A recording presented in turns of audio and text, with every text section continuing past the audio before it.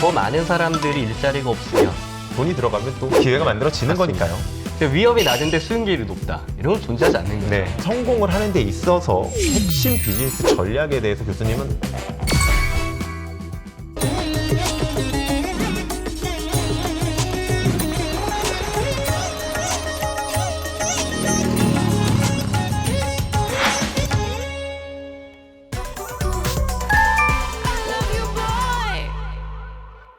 저희가 인도에 대해서 기대하는 이유는 뭐 골드만삭스에서도 이런 얘기를 네네. 했다고 하는데 인구라는 측면 굉장한 장점을 하나 갖고 있고요. 그다음에 기술력에 대한 네네. 부분들도 기대를 네네. 많이 하는 것 같고 근로 생산성도 증가할 수 있는 부분들이 많다. 네네. 뭐 이런 얘기들을 좀 하고 있습니다. 이런 네네. 인도의 정책 같은 부분들은 그래도 장기적으로는 계속 좀 긍정적인 효과를 준다라고 봐야 되겠죠.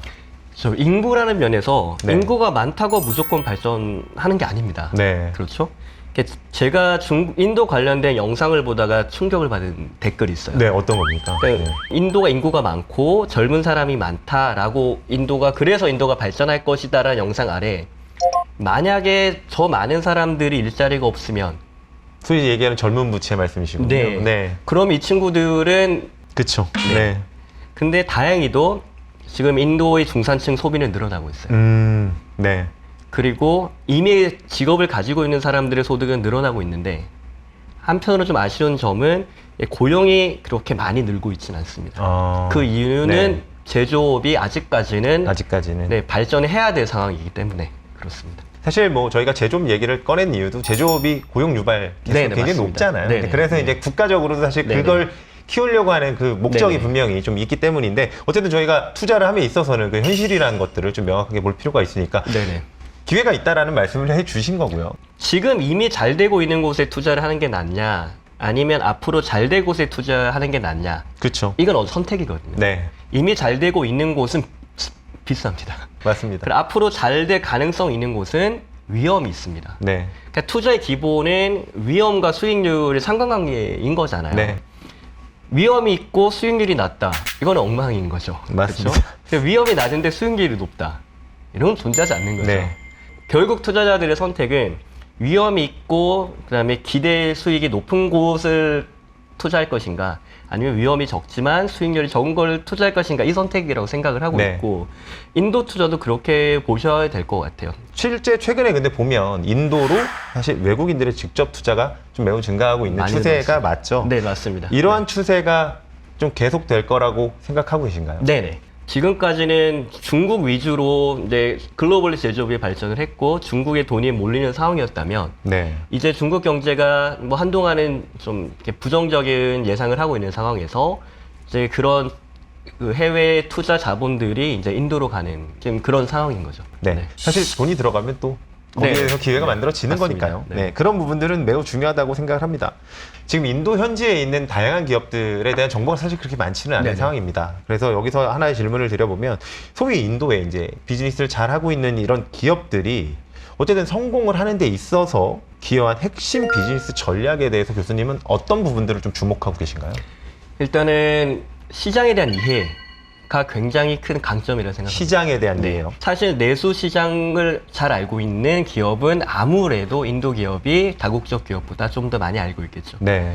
그 다음에 유통에 대한 것도 일단은 인도의 규제 때문에 네. 외국 기업이 유통을 하기에는 제약이 많이 따르고 있습니다. 그러니까 어떤 법률이라면 네. 그 지분율이 49% 이하이면 네.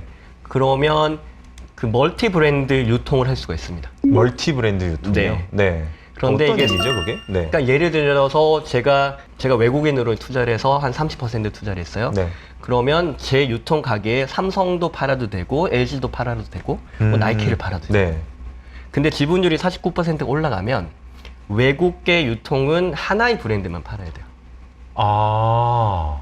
대형 가전업체나 전자업체는 별 문제가 없고 네. 자동차에서도 별 문제가 없습니다. 단일 브랜드를 팔고 있으니까요. 뭐 네. 기아 같은 경우에 기아 자동차를 팔면 네, 되잖아요. 네. 그러니까 삼성 같으면 삼성을 네, 팔면 맞습니다. 되잖아요. 네. 근데 문제가 패션 산업인 거예요. 아. 패션 산업은 한 회사가 여러 브랜드를 판매해야 될 수도 있잖아요. 그렇죠. 근데 그러다 보니까 지금 요즘에 인도에서 럭셔리 글로벌 브랜드들의 인도 시장 진출이 늘고 있거든요. 네. 그럼 이들의 선택은 브랜드 하나당 법인 하나를 만들어서 팔 것인가? 네.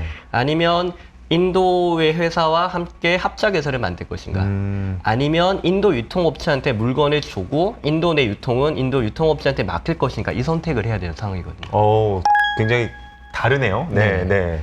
그러다 보니까 이제 인도의 현재 최대 대기업이라 부를 수 있는 릴라이언스 네. 쪽에 지금 글로벌 패션 브랜드들이 많이 몰리고 있습니다.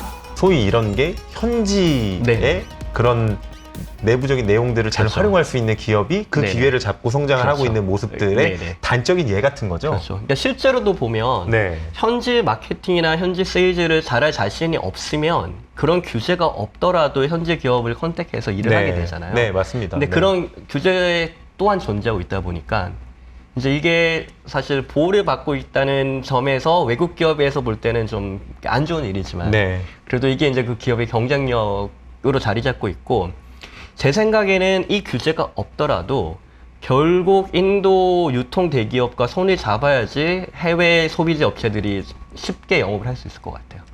네. 방금 말씀해 주신 것처럼 인도 기업들의 강점이라고 할 수 있는 건 시장에 대한 이해와 뭐 유통에 대한 이해 네. 같은 것들 이런 것들이 그렇죠. 사실 우리가 네. 주목해야 되는 포인트이다. 그리고 마케팅 같은 경우도 네. 제가 저희 동료 마케팅 교수들한테 네. 그냥 외국의 마케터들이 오면 인도 마케터들이 쉽게 생존할 수 있을까 그러면 굉장히 자신 있게 얘기합니다. 인도 시장은 너무 다르기 때문에 네. 외국 마케터들이 쉽게 이해하기 어렵다. 그렇기 때문에 우리 인도인 마케터들이 그 존재만으로도 가치가 있다.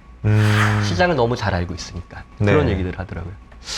이 부분도 사실은 저는 꽤 주목할 만한 네네. 이야기가 아닐까라는 생각이 좀 듭니다.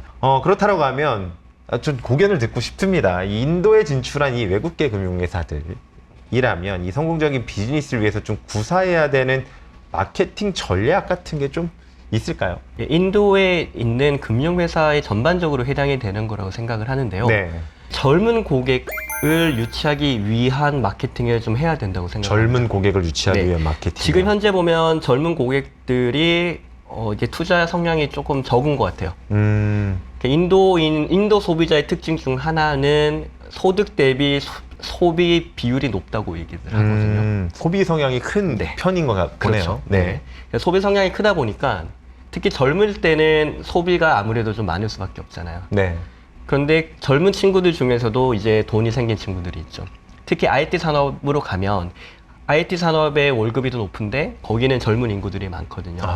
그럼 이 친구들에게 이제 투자를 어떻게 해야 될지, 투자가 중요하다. 뭐 이런 내용들을 미리 이제 가르치면서 이제 그런 고객을 선점을 한다든지 아니면 뭐 저희 학교 같은 경우에 학비가 인도치고는 비싼 편입니다. 네. 근데 네. 저희 학교에 입학을 하면 네. 저희 학교에 있는 SBI라는 은행에서 융자가 됩니다. 물론 이자는 낮지 않아요. MBA 학생임에도 네네. 불구하고 이제 된다라는 네네네. 거죠. 네.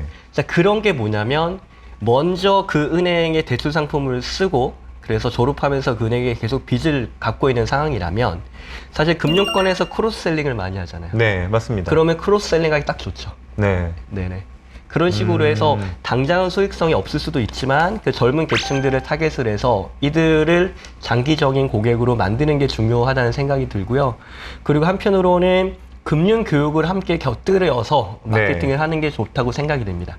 금융교육. 네. 오늘 이제 미래에셋에 와서 이제 네. 스튜디오를 보면서 느낀 게 스튜디오가 잘 돼 있구나. 그랬더니 학생 하나가 이거 고객들에게 그 고객을 교육시켜 주는 거냐? 이런 게 질문을 하더라고요. 네. 근데 그런 면이 있는 거잖아요. 네, 맞습니다. 그래서 네. 지금 현재는 당장은 비용일 수 있겠지만 좀 미래를 보고 이제 인도 고객들에게 이제 금융 교육을 함께 곁들여 가지고 이런 것들이 함께 들어가는 마케팅 활동을 하는 게 미래에 더 많은 고객을 유치할 수 있는 방법이 아닐까라는 생각이 듭니다.